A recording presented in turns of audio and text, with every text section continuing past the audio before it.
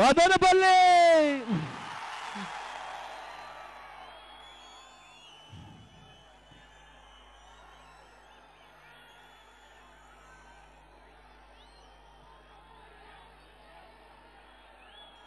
ఎండాకాలం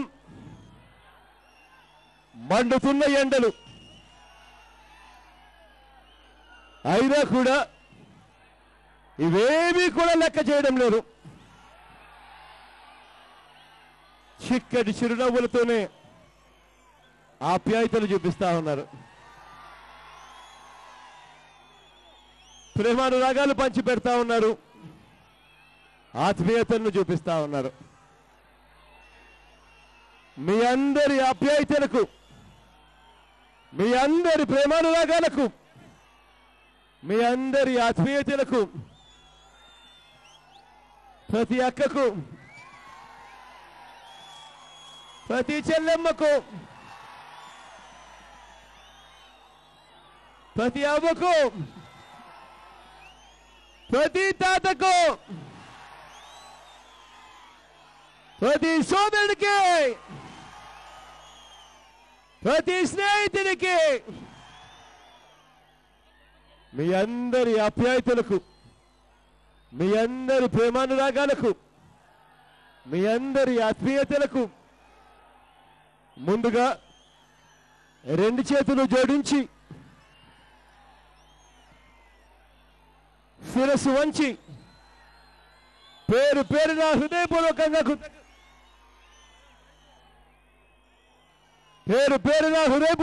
కృతజ్ఞత తెలుపుకుంటా ఉన్నాను.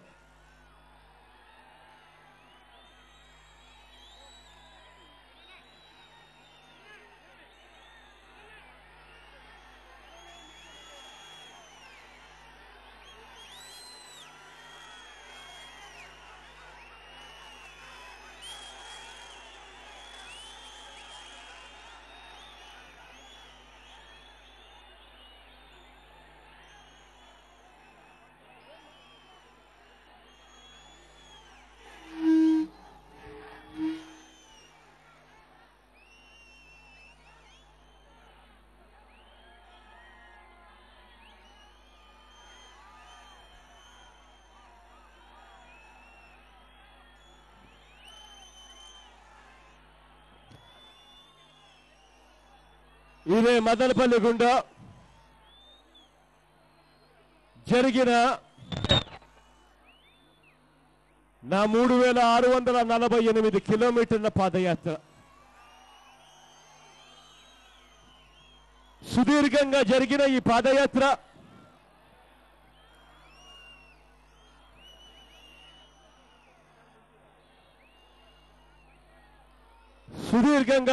ఈ పాదయాత్ర మదనపల్లి గుండా జరిగింది. ఆ రోజు నాకు బాగా గుర్తుంది. ఇదే మదనపల్లి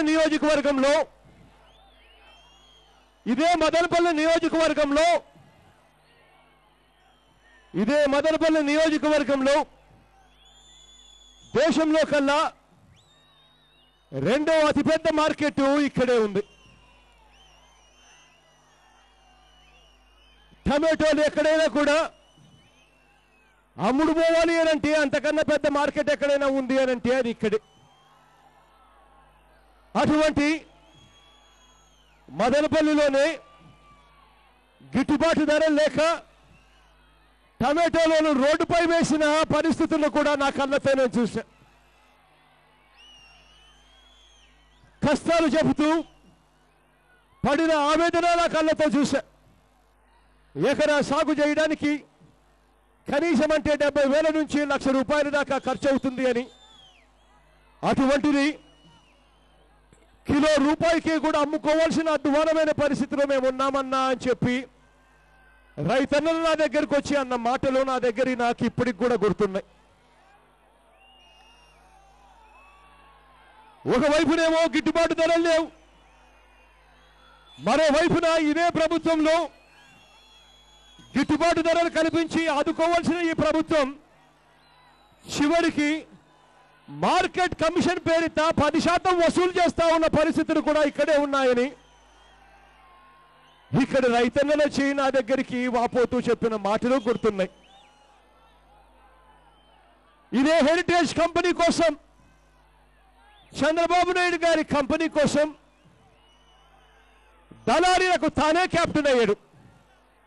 రైతుల దగ్గర నుంచి తక్కువ రేటుకు కొనుగోలు చేసి వాటినే ప్యాక్ చేసి ఎక్కువ రేటుకు హెరిటేజ్ షాపులో అమ్ముకునే కార్యక్రమం సాక్షాత్తు ముఖ్యమంత్రి చేయడం మొదలు పెడితే, దళారీలకు తానే కెప్టెన్ అయితే ఇక మాకు రేట్ ఎక్కడి నుంచి వస్తుందన్నా అని చెప్పి అన్న మాటలు కూడా రైతన్న నోట్లో నుంచి వచ్చిన మాటలు నాకు ఇంకా గుర్తున్నాయి.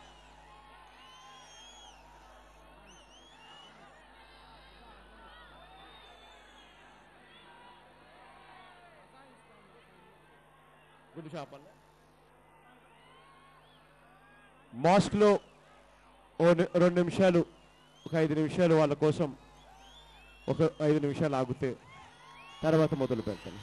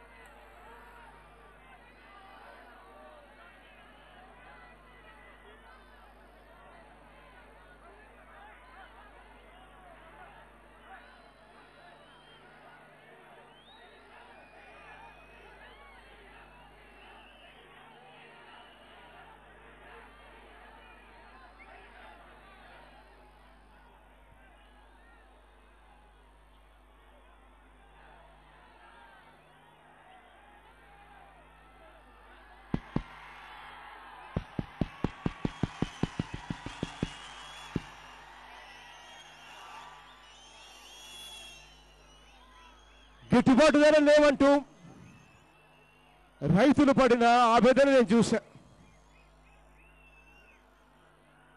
ఇదే నియోజకవర్గంలోనే పాల బాటిల్ తీసుకొని వచ్చి, అన్న ఒక బాటిల్ మినరల్ వాటర్కి అయ్యే రేటే 1 లీటర్ పాలకు కూడా అదే రేటే ఇస్తా ఉన్న పరిస్థితిని ఇవాళ చూస్తా ఉన్నామన్నా ఇక్కడ అని చెప్పి చెప్తా ఉంటే,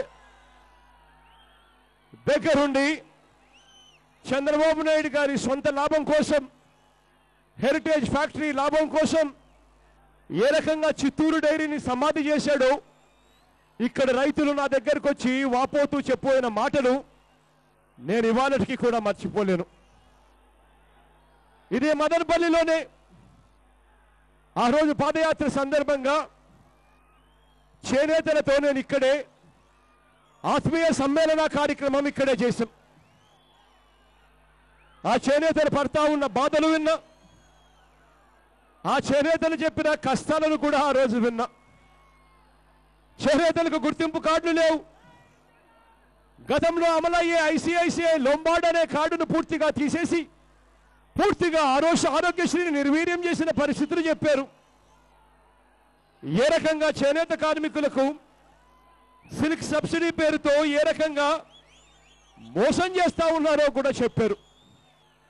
ఏ రకంగా అయితే 35,000 మంది ఏదైతే కుటుంబాలు ఇక్కడ చేనేత రంగం మీద బతుకుతా ఉన్నారో, ఆ 35,000 కుటుంబాలను కుదించి కేవలం 3,000 మందికి మాత్రమే ఆ సిల్క్ సబ్సిడీ అంటూ ఒక 600 రూపాయలు ఇస్తా ఉన్న పరిస్థితుల గురించి చెప్పాడు. ప్రతి సందర్భంలోనూ రాష్ట్ర ప్రభుత్వం ఆదుకోవడం లేదు అని చెప్పి వాళ్ళు చెప్పిన మాటలు నాకు ఇంకా గుర్తున్నాయి. ఆ రోజు నేను అన్న మాటలు కూడా నాకు గుర్తున్నాయి. ప్రతి చేనేత కార్మికునికి ఆ రోజు నేను చెప్పా, ప్రతి చేనేత సోదరుడికి నేను ఆ రోజు చెప్పా, అన్నా కాస్త ఓపిక పట్టండి అన్నా అని చెప్పి నేను ఆ రోజు చేనేత కార్మిక సోదరుడికి చెప్పా. ఆ రోజు నేను చెప్పా, దేవుడు దయతో మనందరి ప్రభుత్వం అధికారంలోకి వచ్చిన తర్వాత మగ్గమున్న ప్రతి చేనేత కుటుంబానికి సంవత్సరానికి 24,000 రూపాయలు ఇస్తాము అని చెప్పి ప్రతి చేనేత కార్మిక సోదరుడికి చెప్పా. వాళ్ళని ప్రోత్సహించేందుకు, వాళ్ళ పెట్టుబడులకు సహాయంగా ఉండేందుకు ఖచ్చితంగా నేను తోడుగా ఉంటాను అని చెప్పి చెప్పిన ఆ మాట నాకు ఇవాళకి కూడా గుర్తుంది. ఇక్కడే ఇదే నియోజకవర్గంలోనే, ఇదే మదనపల్లిలోనే, ఇదే మదనపల్లి టౌన్లోనే మగ్గాలకు కమర్షియల్ కేటగిరీ నుంచి డొమెస్టిక్ కేటగిరీ కింద మార్చాలి అని కోరుతూ, అన్నా ఇది చెయ్యని కారణంగా మున్సిపాలిటీలలో ఇంటి పన్నును మమ్మల్ని కమర్షియల్ కేటగిరీ కింద వేసి మున్సిపాలిటీలో ఇంటి పన్నులు కూడా సంవత్సరానికి 7,000 రూపాయలు లాగుతా ఉన్నారన్నా అని చెప్పి చెప్పిన మాటలు నాకు గుర్తున్నాయి.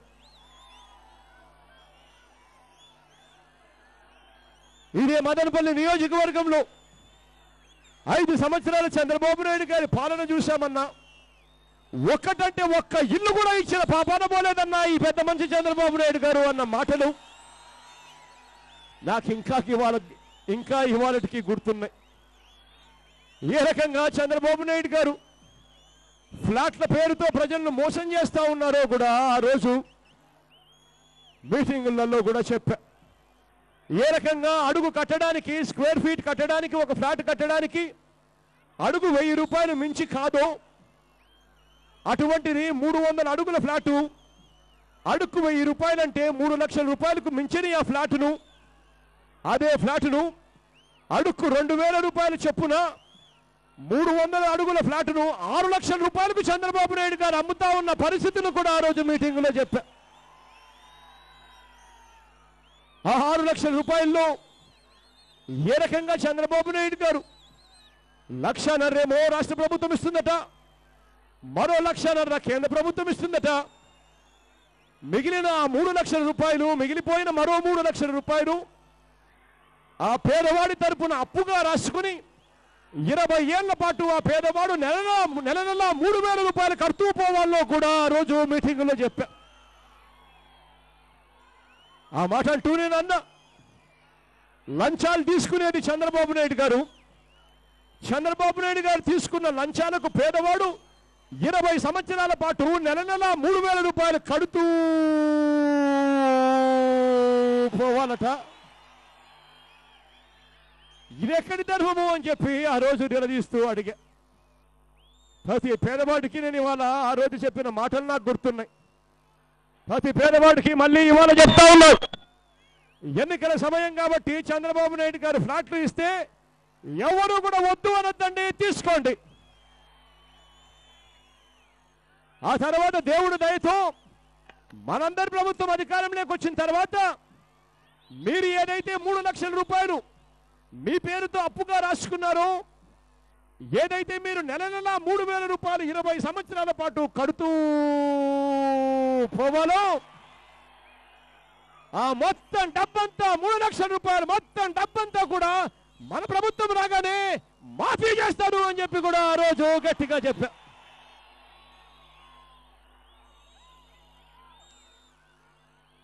మైనారిటీ సోదరులకు షాదీ ఖానా కూడా లేని అధ్వానమైన పరిస్థితిలో మదనపల్లె ఉంది అని చెప్పి మీరన్న మాటలు కూడా నాకు గుర్తున్నాయి.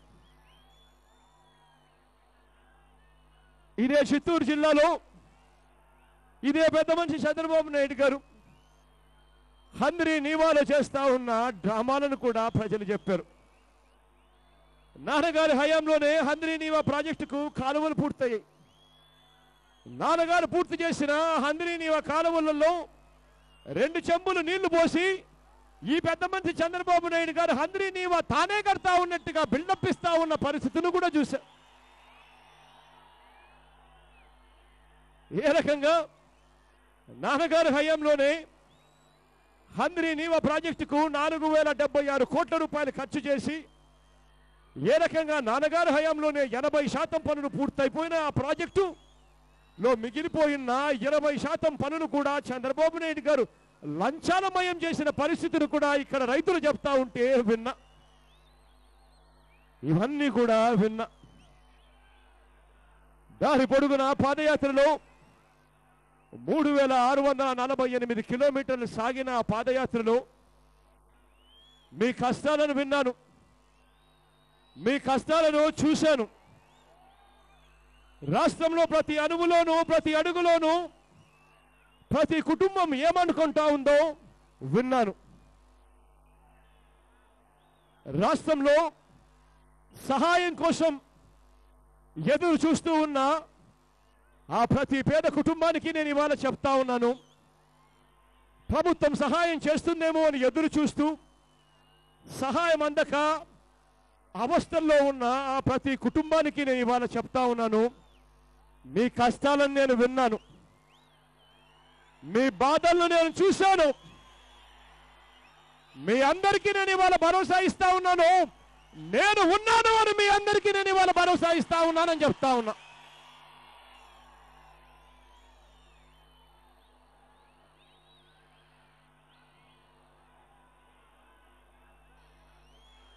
ఫీజు రీయింబర్స్మెంట్లు రాక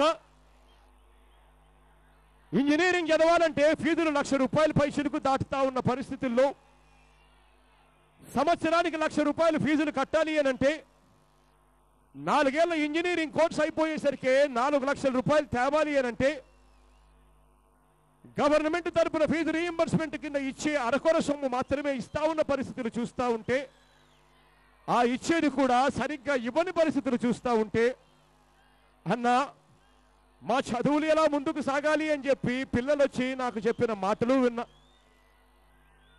తల్లిదండ్రులు ఆ పిల్లలను చదివించడం కోసం ఉన్న ఆస్తులు అమ్ముకుంటా ఉన్న పరిస్థితులు కూడా నా కళ్ళారా చూశా.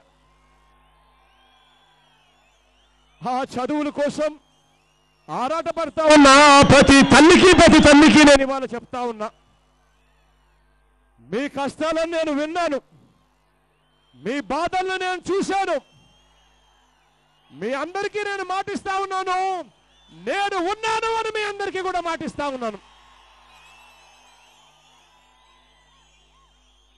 108 అనే నంబర్కు ఫోన్ కొడితే కొయ్ కొయ్ కొయ్ అంటూ 20 నిమిషాల్లోనే రావాల్సిన అంబులెన్స్ రాక ప్రాణాలు పోగొట్టుకున్న కుటుంబ సభ్యులు గాథలు విన్నా. పెరాలసిస్ వంటి రోగాలు వచ్చి మంచానికే పరిమితమై, కుర్చీకే పరిమితమై, ఆ పక్షపాతం జబ్బు వచ్చి మందులకు కూడా డబ్బులు లేక ఆ కుటుంబాలు పడతా ఉన్న అవస్థలను నేను చూశా. అంతటి దారుణంగా కుటుంబాలున్నా కూడా ఆదుకునేదానికి ముందుకు రాని మనసు లేని ప్రభుత్వాన్ని కూడా నేను చూశా. ఆ ప్రతి పేదవాడికి నేను ఇవాళ చెప్తా ఉన్నా, వైద్యం కోసం మీరు పడతా ఉన్న బాధల్లో నేను చూశా. 108 రాక ప్రాణాలు కోల్పోయిన కుటుంబ సభ్యులందరికీ నేను ఇవాళ చెప్తా ఉన్నాను, మీ కష్టాన్ని నేను విన్నా, మీ బాధను నేను చూశా, మీ కష్టాన్ని నేను విన్నా. మీ అందరికీ నేను ఇవాళ చెప్తా ఉన్నాను, నేను ఉన్నాను అని మీ అందరికీ నేను ఇవాళ ఖచ్చితంగా చెప్తా ఉన్నాను భరోసా ఇస్తూ. మద్యం షాపులు ఎక్కువైపోయి మద్యానికే బానిసలై కుటుంబాలు నాశనమైపోతా ఉన్న పరిస్థితులను చూశా. రాత్రి 7 దాటితే ఇంట్లో నుంచి ఆడపిల్లలు బయటికి పంపించాలి అనంటే కుటుంబ సభ్యులు భయపడతా ఉన్న పరిస్థితులను నేను చూశా. గ్రామాలలో ఒక బెల్ట్ షాపు కాదు, గ్రామాలలో 3-4 బెల్ట్ షాపులు కనిపిస్తాయి. గ్రామాలలో ఉన్న ప్రతి కిరాణా షాపులోనూ మందు దొరుకుతా ఉంది ఈరోజు ఈ చంద్రబాబు నాయుడు గారి పరిపాలనలో. 7 దాటితే ఇంట్లో నుంచి ఆడవాళ్ళు బయటకు తిరగలేని పరిస్థితి కనిపిస్తా ఉంది. ఆ అక్క చెల్లెమ్మలు పడతా ఉన్న బాధను నేను విన్నా. తాగుడుతో కుటుంబాలు చిన్నాభిన్నం అవుతా ఉన్న పరిస్థితిని నేను చూశా. ఆ ప్రతి అక్కకు నేను చెప్తా ఉన్నాను, ప్రతి చెల్లెమ్మకు నేను చెప్తా ఉన్నాను, మీ బాధలు నేను విన్నా, మీ కష్టాన్ని నేను చూశా. మీ అందరికీ నేను ఇవాళ చెప్తా ఉన్నాను, మీ అందరికీ నేను ఉన్నాను అని మీ అందరికీ నేను ఇవాళ భరోసా ఇచ్చి చెప్తా ఉన్నాను. మన రాష్ట్రంలో ఉద్యోగాలు రాక ప్రత్యేక హోదా వస్తుందేమో, ఉద్యోగాల విప్లవం వస్తుందేమో. ప్రత్యేక హోదా వస్తే ఇన్కమ్ ట్యాక్స్ కట్టాల్సిన పని లేదు, ప్రత్యేక హోదా వస్తే జిఎస్టీలు కట్టాల్సిన పని లేదు, ప్రత్యేక హోదా వస్తే ఫ్యాక్టరీలు వస్తాయి, హాస్పిటళ్ళు వస్తాయి, హోటళ్ళు వస్తాయి అని చెప్పి ఎదురు చూస్తూ ఆ ప్రత్యేక హోదాను మన కళ్ళ ఎదుటనే ఖూనీ చేస్తా ఉన్న పరిస్థితులను చూసా. ఆ ప్రత్యేక హోదా రాక గవర్నమెంట్లో 2,30,000 ఉద్యోగాలు ఖాళీగా ఉన్నా గవర్నమెంట్ ఆ ఉద్యోగాలకు నోటిఫై చేయక ఆ ఉద్యోగాలు వస్తాయేమో అని చెప్పి ఆశగా ఎదురు చూస్తున్న ఆ పిల్లలు ఎగ్జామ్స్ వస్తాయేమో ఉద్యోగాల కోసం కోచింగ్లకు పోయి వేలకు వేలు తగలేస్తున్న ఆ పిల్లలను చూసా. వాళ్ళు పడుతా ఉన్న బాధలను విన్నా, వాళ్ళు పడుతా ఉన్న కష్టాలను చూసా. ఇక్కడెక్కడ ఉద్యోగాలు రాక డిగ్రీలు చదువుకొని ఏం చేయాలో అర్థం కాక పక్క రాష్ట్రాలకు వలసపోతా ఉన్నా, పక్క దేశాలకు వలసపోతా ఉన్న పరిస్థితిలో ఉన్న ఆ ప్రతి పిల్లాడిని చూసా. ఉద్యోగం ఇవ్వకపోతే ఎన్నికలప్పుడు చంద్రబాబు నాయుడు గారు ఉద్యోగం ఇవ్వకపోతే నెల నెలా ఇంటికి 2,000 రూపాయలు పుట్టిస్తాడు అని చెప్పి మాటిచ్చాడు. దగ్గర 5 సంవత్సరాలు కాబోస్తా ఉంది. 5 సంవత్సరాలకు నెల నెల 2,000 అంటే ఏకంగా ప్రతి ఇంటికి 1,20,000 రూపాయలు బాకీ పడ్డాయి. ఈ పెద్ద మనిషి ముఖ్యమంత్రి గారి మాటలు విన్నా. ఆ 1,20,000 రూపాయలు పిల్లలకు ఎగరగొడుతూ మోసం చేసిన ఆ పరిస్థితులను కూడా నేను చూసా. ఆ ప్రతి పిల్లాడికి నేను ఇవాళ చెప్తా ఉన్నా, ఉద్యోగాల కోసం మీరు పడతా ఉన్న బాధలను నేను చూసా. ఉద్యోగాలు లేక వలసలు పోతా ఉన్న మీ అవస్థలను నేను విన్నా. మీ అందరికీ నేను ఇవాళ చెప్తా ఉన్నాను, నేనున్నాను అని మీ అందరికీ కూడా ఇవాళ హామీ ఇచ్చి చెప్తా ఉన్నాను.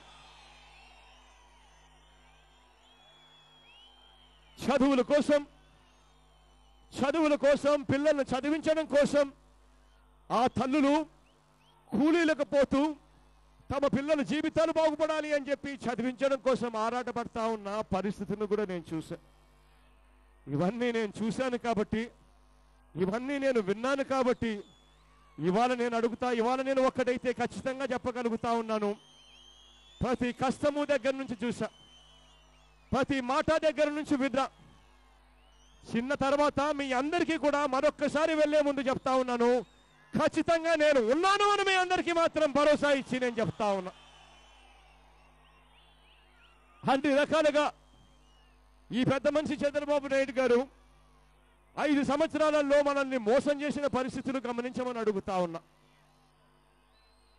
రాజకీయ నాయకుడు అంటే ప్రజలకు ఫలానివాడు మా రాజకీయ నాయకుడు అని చెప్పి గర్వంగా కాలరెగరేసుకొని చెప్పుకునే విధంగా ఉండాలి ఆ రాజకీయ నాయకుడిని చూపించి. కానీ ఇవాళ చంద్రబాబు నాయుడు గారిని మన ముఖ్యమంత్రి అని చెప్పుకునేదానికి ఇవాళ సిగ్గుపడాల్సిన పరిస్థితిలో ఉంది. ఇవాళ రాష్ట్రంలో ఎక్కడ చూసినా కూడా చంద్రబాబు నాయుడు గారి పరిపాలనలో మనం చూసింది ఏమిటి అంటే అబద్ధాలు చూసాం, మోసం చూసాం, అవినీతిని చూసాం, అధర్మం చూసాం, దుర్మార్గాన్ని ఇవాళ చంద్రబాబు నాయుడు గారి ప్రభుత్వంలో చూస్తూ ఉన్నాం. ఎక్కడ చూసినా కుట్రలే కనిపిస్తూ ఉన్నాయి.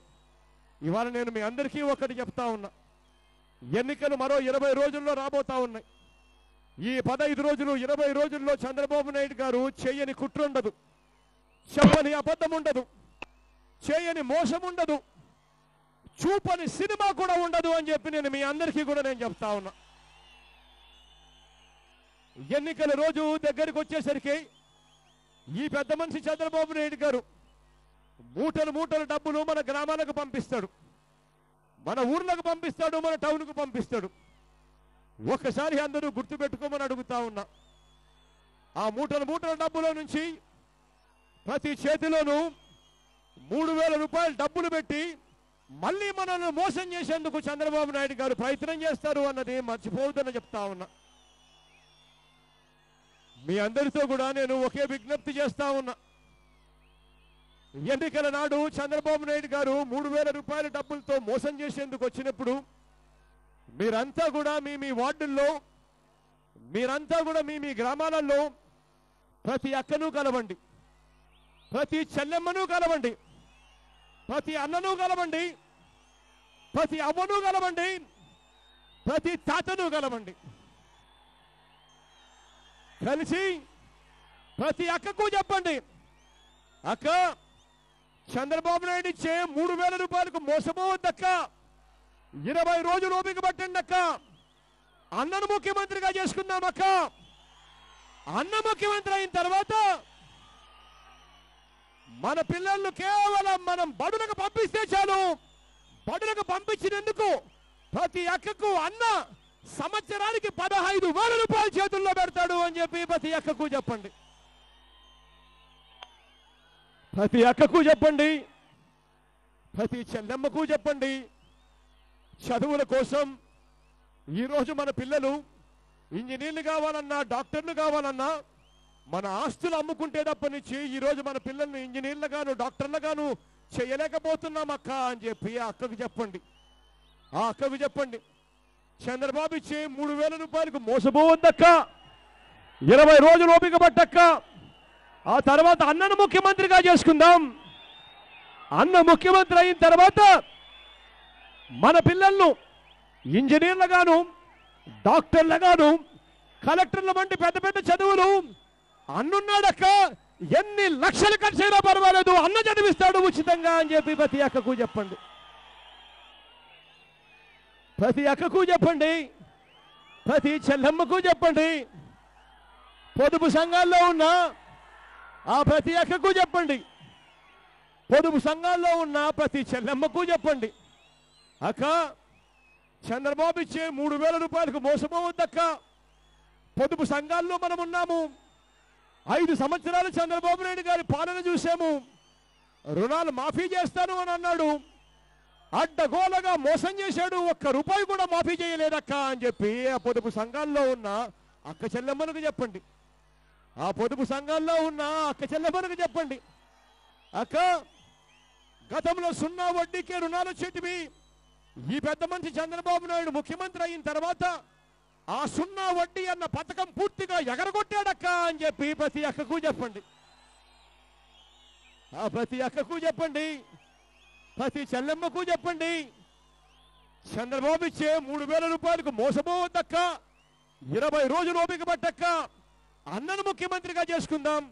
ఆ తర్వాత అన్న పొదుపు సంఘాల్లో ఉన్న అక్క చెల్లెమ్మల రుణాలు మొత్తం ఎన్నికల నాటి వరకు ఎంతైతే ఉంటాయో ఆ మొత్తం రుణాలన్నీ కూడా 4 దఫాలుగా నేరుగా అక్క చెల్లెమ్మల చేతులకి అందిస్తాడు అని ప్రతి అక్కకు చెప్పండి.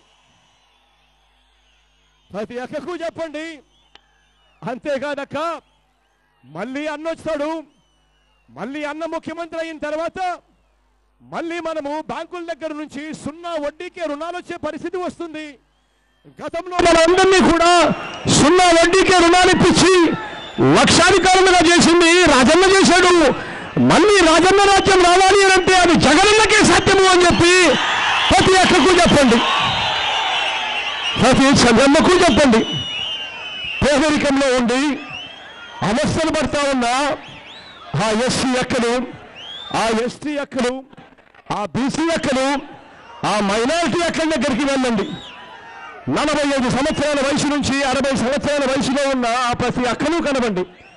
కలిసి ఆ ప్రతి అక్కకు చెప్పండి, అక్క చంద్రబాబు నాయుడు ఇచ్చే 3,000 రూపాయలకు మోసపోవద్దక్క, 20 రోజులు ఓపిక పట్టక్క.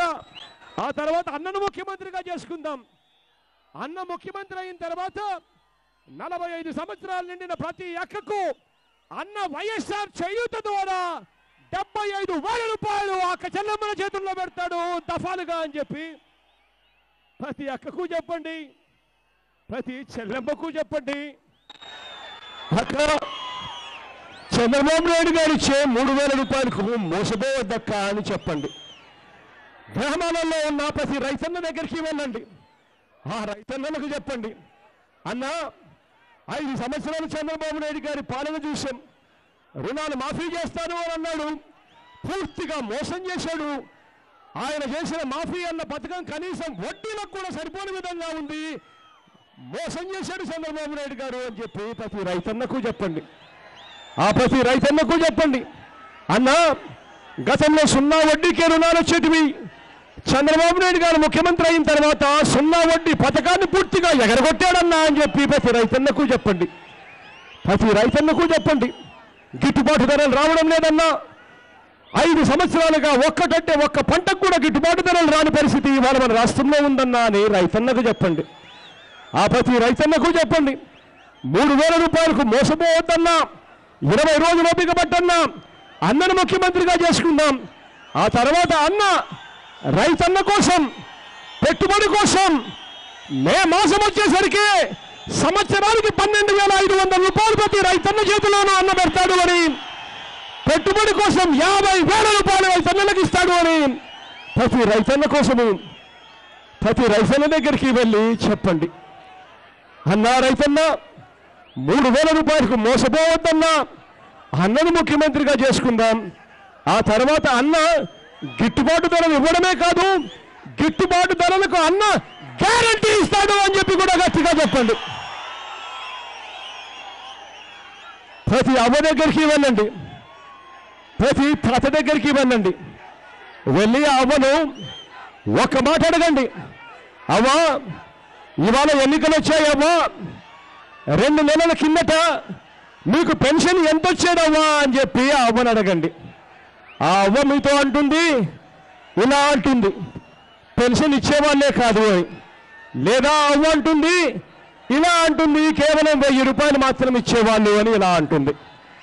అప్పుడు ఆ అవ్వను మీరు అడగండి, అవ్వా, ఎన్నికలు రాకపోయింటే, జగనన్న 2,000 ఇస్తాను అని చెప్పకపోయింటే ఈ చంద్రబాబు 2,000 ఇచ్చేవాడేనా అవ్వా అని చెప్పి ప్రతి అవ్వను అడగండి.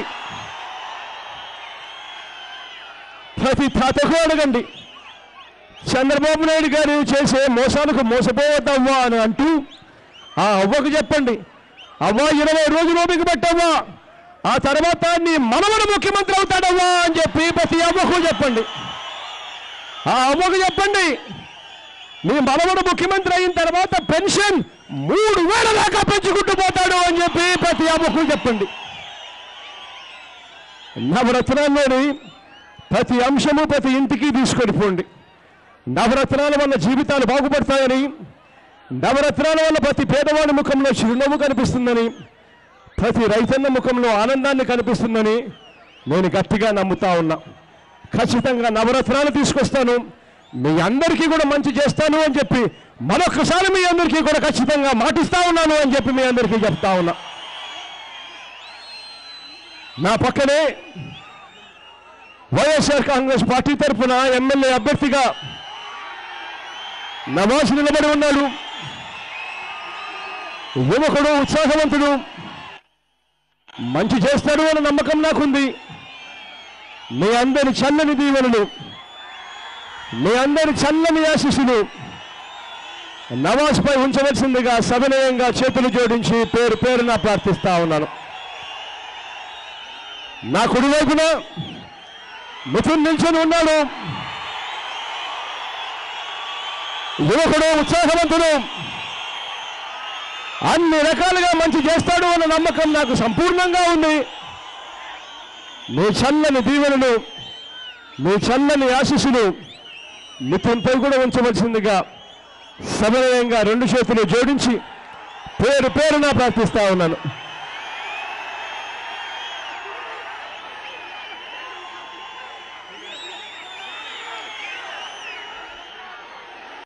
చివరగా మన పార్టీ గుర్తు తెలియని వాళ్ళు ఎవరైనా ఉంటే గుర్తు నేను ఒకసారి చూపిస్తాను.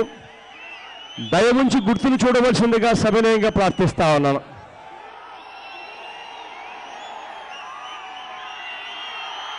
అక్క, మన గుర్తు ఫ్యాన్ అక్క, మన గుర్తు ఫ్యాన్ అక్క, ఫ్యాన్ అన్న, ఫ్యాన్ అక్క, అవ్వా ఫ్యాన్, అవ్వా ఫ్యాన్ అన్న, ఫ్యాన్ అక్క, ఫ్యాన్ అప్ప. ఫ్యాన్ అన్న, ఫ్యాన్ అక్క, ఫ్యాన్ అవ్వా, గుర్తు ఫ్యాన్ అవ్వా, ఫ్యాన్ అన్న, ఫ్యాన్ అమ్మ, ఫ్యాన్ అన్న, ఫ్యాన్ అన్న, మన గుర్తు ఫ్యాన్ అన్న, గుర్తు ఫ్యాన్ అన్న, అక్క ఫ్యాన్ అక్క, ఫ్యాన్ అన్న, ఫ్యాన్ తల్లి, ఫ్యాన్ అన్న, ఫ్యాన్ అవ్వ గుర్తు మర్చిపోకుండావా, ఫ్యాను అక్క, ఫ్యాన్ అక్క, ఫ్యాన్ అమ్మ, ఫ్యాన్ అన్న, ఫ్యాన్ తల్లి, అక్కడక్క మేడ మీద ఉన్న అక్కలు, ఫ్యాన్ అక్క, ఫ్యాన్ అన్న,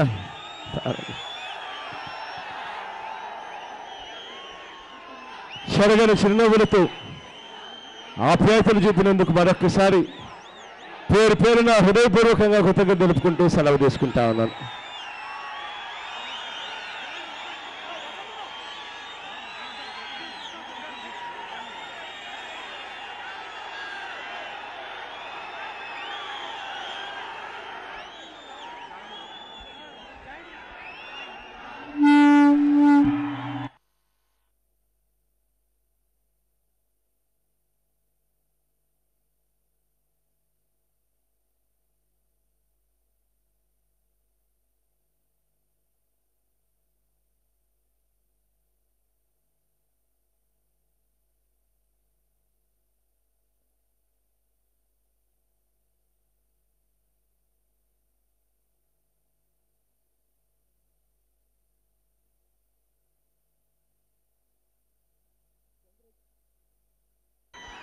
చంద్రగిరి నియోజకవర్గం శంకరనారాయణ రెడ్డి గారు మన పార్టీలో చేరుతున్నారు.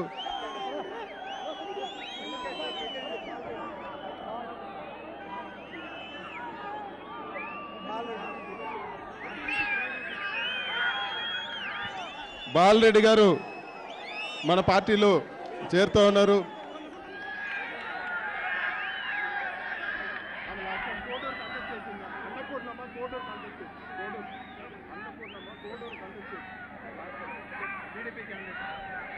అన్నపూర్ణమ్మ గారు ఇది వరకు కోడూరు నియోజకవర్గంలో అభ్యర్థిగా పోటీ చేశారు. ఈరోజు అధ్యక్షుల గారి సమక్షంలో పార్టీలో చేరుతా ఉన్నారు.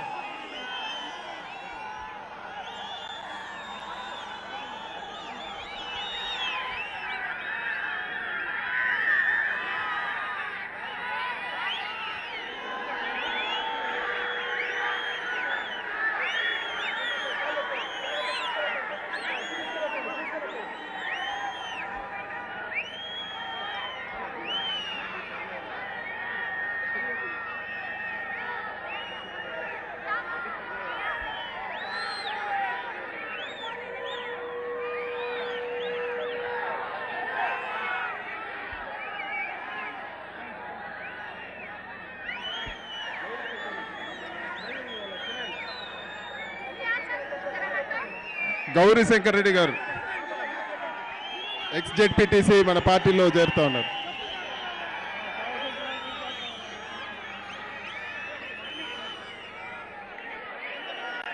కౌన్సిలర్ తెలుగుదేశం కౌన్సిలర్ శ్రీవాణి గారు మన వైఎస్ఆర్ కాంగ్రెస్ పార్టీలో చేరుతా ఉన్నారు.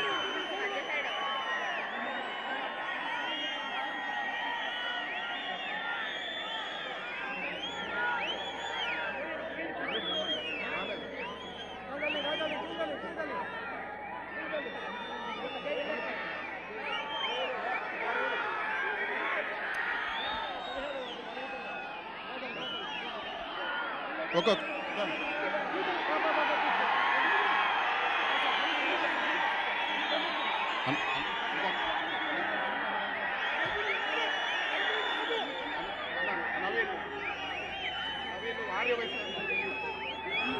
నవీన్ గారు ప్రముఖ ఆర్యవైశ్య కమిటీ ఆర్యవైశ్య నాయకులు మన పార్టీలో చేరుతూ ఉన్నారు.